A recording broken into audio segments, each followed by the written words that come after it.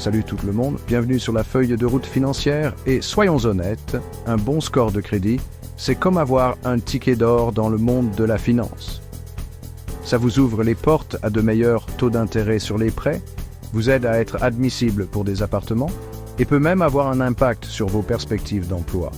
Maintenant, vous vous dites peut-être « Graham, améliorer mon score de crédit, ça me paraît être un jeu compliqué et à long terme. » Et même s'il est vrai que se construire un excellent crédit prend du temps, il existe des astuces vraiment efficaces pour booster votre score plus vite que vous ne le pensez. Dans cette vidéo, on plonge au cœur des stratégies qui peuvent faire une vraie différence, que vous cherchiez à être admissible à un prêt immobilier, à obtenir un taux d'intérêt plus bas sur un prêt auto, ou tout simplement à vous construire une base financière solide comme le ROC. On parle d'actions concrètes que vous pouvez commencer à mettre en place dès aujourd'hui. Alors, si vous êtes prêt à débloquer de meilleures opportunités financières et à voir votre score de crédit grimper, attachez votre ceinture. Plongeons directement dans ces astuces pour booster votre crédit. Bon, commençons par l'un des facteurs les plus importants qui influencent votre pointage de crédit, le taux d'utilisation du crédit. En termes simples, cela fait référence à la part de votre crédit disponible que vous utilisez réellement. Imaginez ceci, vous avez une carte de crédit avec une limite de 10 000 $ et vous avez actuellement un solde de 5 000 $. Cela signifie que votre taux d'utilisation du crédit est de 50%. Maintenant, voici le point crucial. Plus le taux d'utilisation est bas, mieux c'est. Pourquoi est-ce si important pour les prêteurs ? Eh bien, un taux d'utilisation élevé peut leur indiquer que vous dépendez peut-être trop du crédit et que vous pourriez avoir des difficultés à effectuer vos paiements. D'un autre côté, un faible taux d'utilisation démontre une gestion responsable du crédit. Alors, quel est le chiffre magique à viser ? Idéalement, vous devriez maintenir votre taux d'utilisation du crédit en dessous de 30%. Encore mieux, visez en dessous de 10% pour un profil de crédit vraiment impressionnant. Croyez-moi, votre futur vous en remerciera. Vous vous demandez peut-être, Graham, comment faire pour réduire concrètement mon taux d'utilisation ? Eh bien, vous avez quelques options efficaces. La première méthode, la plus simple, consiste à rembourser le solde de vos cartes de crédit. Vous vous souvenez du solde de 5 000 $ dont nous avons parlé tout à l'heure ? Imaginez que vous le réduisiez progressivement jusqu'à 2 000 $. Boum ! Votre taux d'utilisation chute à un niveau bien plus sain de 20%. Chaque petit remboursement de dette fait la différence. Une autre stratégie efficace consiste à augmenter votre limite de crédit. Je sais ce que vous vous dites. Graham, n'est-ce pas risqué ? Mais écoutez-moi bien, si vous pouvez augmenter votre limite de crédit sans dépenser plus, vous réduisez efficacement votre taux d'utilisation. Par exemple, disons que votre compagnie de carte de crédit double votre limite à 20 000 $, mais que vous maintenez le même solde de 5 000 $. Soudain, votre taux d'utilisation dégringole à un impressionnant 25%. N'oubliez pas que cette stratégie ne fonctionne que si vous êtes suffisamment discipliné pour éviter d'augmenter vos dépenses. Bon, nous avons vu ce qu'est le taux d'utilisation du crédit et comment le réduire, mais vous vous demandez probablement, Graham, à quelle vitesse cela va-t-il réellement impacter ma cote de crédit ? Eh bien, voici la partie intéressante. Vous pourriez voir des changements positifs se refléter dans votre score d'ici 1 mois ou 2 après avoir réduit votre taux d'utilisation. C'est exact. Effectuer des paiements réguliers et à temps et réduire activement vos soldes de carte de crédit peut entraîner des améliorations notables dans un délai relativement court. Il s'agit de prouver aux prêteurs que vous êtes un emprunteur responsable qui peut gérer son crédit efficacement. Et n'oubliez pas, un score de crédit plus élevé n'apparaît pas comme par magie. C'est quelque chose que vous construisez au fil du temps grâce à de bonnes habitudes financières. Maintenir un faible taux d'utilisation du crédit de manière constante démontre une responsabilité financière et peut contribuer significativement à un profil de crédit sain. Alors, restez concentré, restez discipliné et regardez votre cote de crédit grimper en flèche lorsque vous prenez le contrôle de votre taux d'utilisation. Passons maintenant à l'astuce suivante pour améliorer votre cote de crédit. Très bien, Penchons-nous sur un autre aspect crucial de l'amélioration de votre score de crédit, la contestation des erreurs sur votre rapport de crédit. C'est une étape que beaucoup de gens négligent, mais elle peut avoir un impact significatif sur votre santé financière. Vous pourriez être surpris d'apprendre que les erreurs de rapport de crédit sont plus courantes que vous ne le pensez. Ces erreurs peuvent se produire pour diverses raisons, notamment des erreurs administratives, un vol d'identité ou des informations obsolètes. En fait, des études ont montré qu'un pourcentage important de rapports de crédit contiennent des inexactitudes. Cela signifie que des millions de personnes pourraient être affectées par des erreurs dont elles n'ont même pas connaissance. Ces erreurs peuvent aller de petites erreurs comme une adresse incorrecte à des problèmes plus graves qui peuvent avoir un impact majeur sur votre score de crédit. Les problèmes plus graves incluent les comptes qui ne vous appartiennent pas ou les historiques de paiement inexacts. Ceux-ci peuvent être particulièrement dommageables s'ils ne sont pas traités rapidement. Même de petites erreurs peuvent faire baisser votre score de crédit. Il est donc essentiel d'être proactif. Vérifier régulièrement votre rapport de crédit peut vous aider à détecter ces erreurs rapidement et à prendre des mesures pour les corriger. La bonne nouvelle est que vous avez le droit de contester toute inexactitude sur votre rapport de crédit. Ce processus est simple et peut être effectué en ligne, par téléphone ou par courrier. La loi fédérale exige que les agences d'évaluation du crédit enquêtent et corrigent toute erreur qu'elles constatent. Cela signifie qu'une fois que vous signalez une erreur, l'agence d'évaluation du crédit doit l'examiner et apporter les corrections nécessaires. Considérez cela comme votre droit financier de vous assurer que votre rapport de crédit reflète fidèlement vos antécédents de crédit. Prendre le contrôle de ce processus peut mener à un meilleur score de crédit et à de meilleures opportunités financières. Alors, à quelle fréquence devriez-vous vérifier votre rapport de crédit? Idéalement, vous devriez l'examiner plusieurs fois par an pour rester au courant de tout changement ou erreur. Je recommande de l'examiner auprès des 3 principales agences d'évaluation du crédit, Experian, Equifax et TransUnion, au moins une fois par an. Chaque agence peut avoir des informations différentes, il est donc important de vérifier les 3. Ce faisant, vous pouvez vous assurer que votre rapport de crédit est exact et à jour. Cette approche proactive peut vous aider à maintenir un bon score de crédit. Vous pouvez accéder gratuitement à vos rapports sur annualcreditreport.com. Ce site web vous permet d'obtenir une copie gratuite de votre rapport de crédit auprès de chacune des 3 principales agences, une fois tous les 12 mois.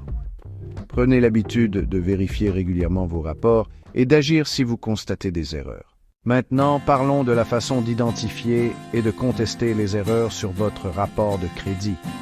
C'est une étape cruciale pour maintenir un profil financier sain et garantir que vos antécédents de crédit sont représentés avec exactitude. Lorsque vous examinez votre rapport, soyez attentif à toute incohérence ou information qui ne vous semble pas familière. Cela peut aller d'informations personnelles incorrectes à des comptes inconnus. Cela pourrait inclure des comptes que vous ne reconnaissez pas, ce qui pourrait être un signe d'usurpation d'identité ou une erreur administrative. Des paiements en retard que vous savez avoir effectués à temps ou même des soldes incorrects qui ne correspondent pas à vos relevés sont également des signaux d'alarme. Une fois que vous avez identifié une erreur potentielle, il est temps de déposer une contestation. Il s'agit d'une procédure formelle par laquelle vous informez l'agence d'évaluation du crédit de l'erreur. Vous pouvez généralement le faire en ligne, par courrier ou par téléphone, selon l'agence d'évaluation du crédit. Chaque agence a sa propre procédure, alors assurez-vous de suivre ces instructions spécifiques ou par téléphone, selon l'agence. Assurez-vous de conserver une trace de toutes vos communications pour référence ultérieure. Assurez-vous de fournir autant de documents que possible pour appuyer votre réclamation, tels que des relevés de paiement, des relevés de compte ou toute autre information pertinente. Plus vous avez de preuves, plus votre dossier sera solide, ou toute autre information pertinente. Cela aide l'agence d'évaluation du crédit à vérifier votre réclamation et à corriger l'erreur plus efficacement. N'oubliez pas que plus vous êtes précis et organisé dans votre contestation, meilleures sont vos chances d'obtenir une résolution favorable. Conservez des copies de tout ce que vous envoyez et notez les dates de vos communications. Les agences d'évaluation du crédit sont légalement tenues d'enquêter sur votre contestation dans un délai de 30 jours. Alors, soyez patient et persévérant tout au long du processus. Faites un suivi si vous n'avez pas de nouvelles dans les délais prévus. Soyez donc patient et persévérant tout au long du processus. N'hésitez pas à demander des mises à jour si nécessaire. N'ayez pas peur de défendre votre bien-être financier et de vous assurer que votre rapport de crédit reflète fidèlement vos antécédents de crédit. C'est votre droit et un élément important de la gestion de vos finances. Contester les erreurs peut être un moyen puissant d'améliorer potentiellement votre pointage de crédit et de protéger votre avenir financier. Prendre ces mesures peut mener à un rapport de crédit plus précis et à de meilleures opportunités financières. Ok, vous avez donc corrigé avec succès les erreurs sur votre rapport de crédit, mais comment les empêcher de se reproduire à l'avenir? Il est essentiel de comprendre que le maintien d'un bon dossier de crédit est un processus continu qui exige des efforts et une attention constante. Eh bien, l'une des meilleures façons de vous protéger est tout simplement de rester vigilant en surveillant votre crédit. Cela signifie vérifier régulièrement votre rapport de crédit pour déceler toute anomalie ou activité inhabituelle. N'oubliez pas que la vérification régulière de votre rapport de crédit n'est pas une tâche ponctuelle, mais qu'elle doit faire partie intégrante de votre routine financière. Programmez des rappels pour examiner votre rapport de crédit au moins une fois tous les 2 ou 3 mois.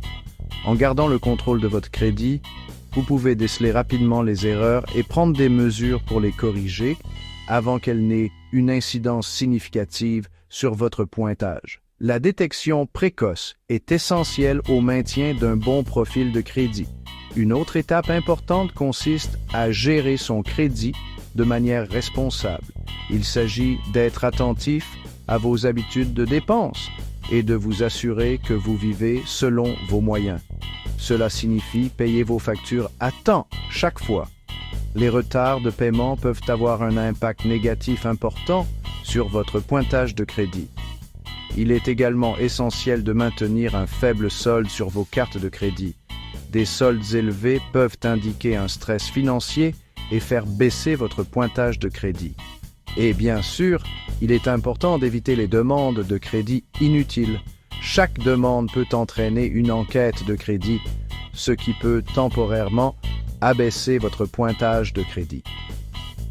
En adoptant un comportement financier responsable, vous êtes moins susceptible de rencontrer des erreurs sur votre rapport de crédit.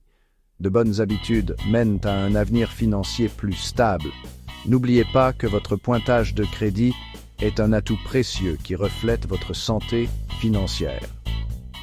Un bon pointage de crédit peut vous ouvrir les portes à de meilleurs taux d'intérêt et à de meilleures possibilités financières.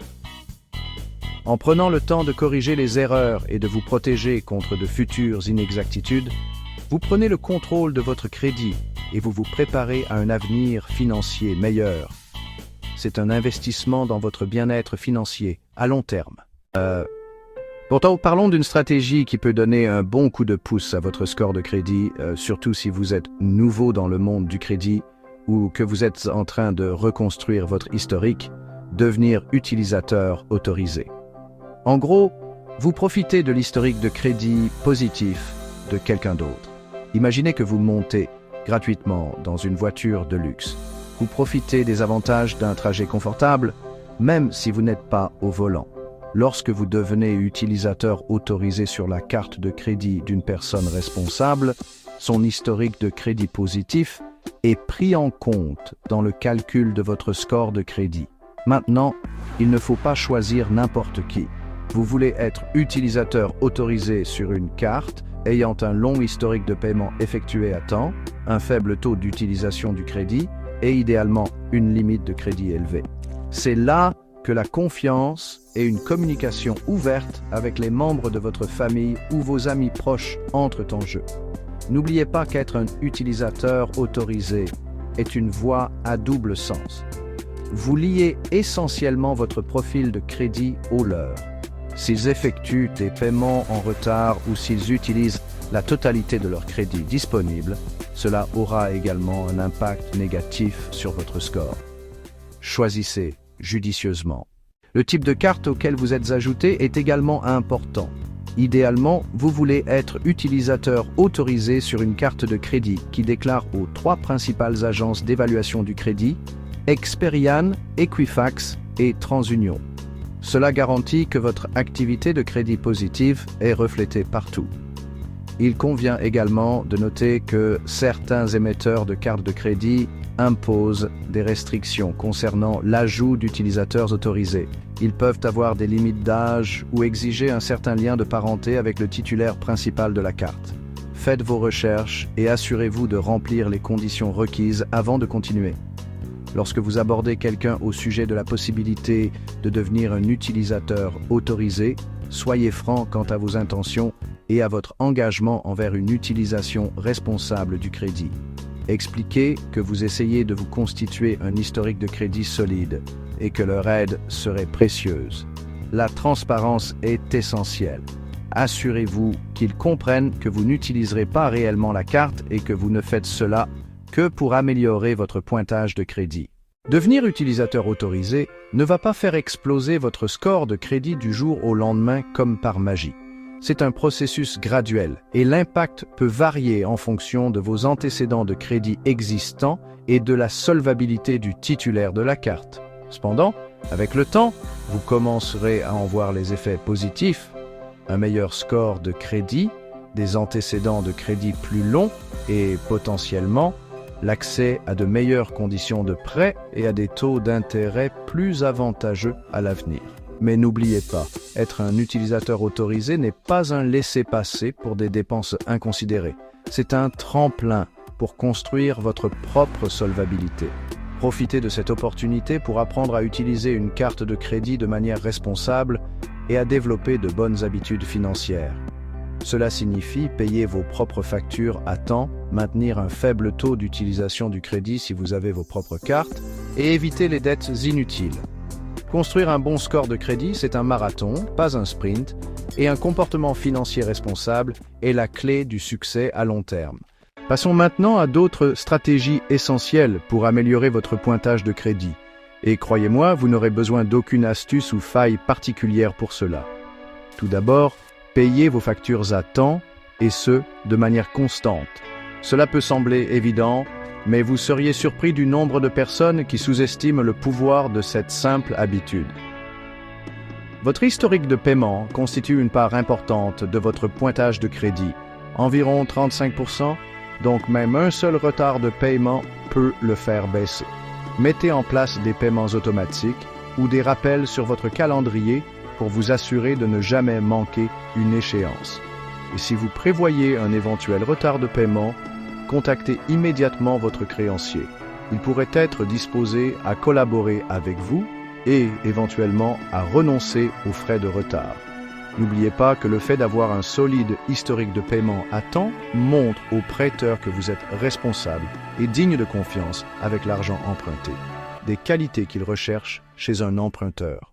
Un autre facteur important de votre pointage de crédit, c'est la diversification de votre crédit, ce qui fait référence aux différents types de crédits que vous détenez. Les prêteurs aiment voir un bon mélange de crédits renouvelables, comme les cartes de crédit, et de prêts à tempérament, comme les prêts automobiles ou étudiants. Maintenant, je ne dis pas qu'il faut s'endetter juste pour diversifier son crédit. Mais si vous envisagez un prêt automobile ou si vous avez besoin de financer un achat important, cela pourrait en fait être bénéfique pour votre pointage de crédit à long terme, à condition de gérer la dette de manière responsable. Avoir un portefeuille de crédit diversifié démontre aux prêteurs que vous pouvez gérer différents types d'accords de crédit et effectuer des paiements à temps. Cela peut vous permettre d'obtenir des conditions de prêt plus favorables et des taux d'intérêt plus avantageux à l'avenir. Cependant, n'oubliez pas que l'emprunt responsable est essentiel. Ne contractez que des dettes que vous pouvez vous permettre de rembourser et évitez de vous endetter excessivement juste pour diversifier votre crédit. Voici une astuce concernant le crédit qui est souvent négligée. Soyez attentif aux demandes de crédit figurant sur votre rapport de solvabilité.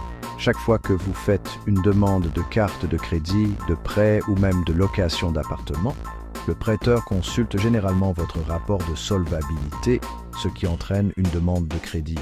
Bien que quelques demandes de crédit sur une longue période soient généralement sans conséquence, un trop grand nombre en peu de temps peut alerter les prêteurs. Cela pourrait indiquer que vous êtes en manque de crédit ou que vous risquez de vous endetter excessivement. Avant de vous lancer dans une série de demandes de crédit, espacez vos demandes et pensez à vérifier votre pointage de crédit au préalable pour avoir une idée de votre situation. Et n'oubliez pas, vous pouvez souvent obtenir une préapprobation pour des cartes de crédit ou des prêts avec une simple consultation qui n'a pas d'impact sur votre pointage de crédit. En étant attentif aux demandes de crédit et en gérant stratégiquement vos demandes, vous pouvez protéger votre pointage de crédit et améliorer vos chances d'obtenir des conditions de prêt avantageuses à l'avenir. Et voilà! Des stratégies efficaces pour booster votre score de crédit et vous ouvrir un monde d'opportunités financières. N'oubliez pas, bâtir un bon crédit prend du temps et des efforts, mais les récompenses en valent vraiment la peine. Merci d'avoir regardé. Si vous avez trouvé ces conseils utiles, n'oubliez pas de liker, de vous abonner et d'activer la cloche de notification pour plus de conseils financiers. À bientôt dans la prochaine vidéo.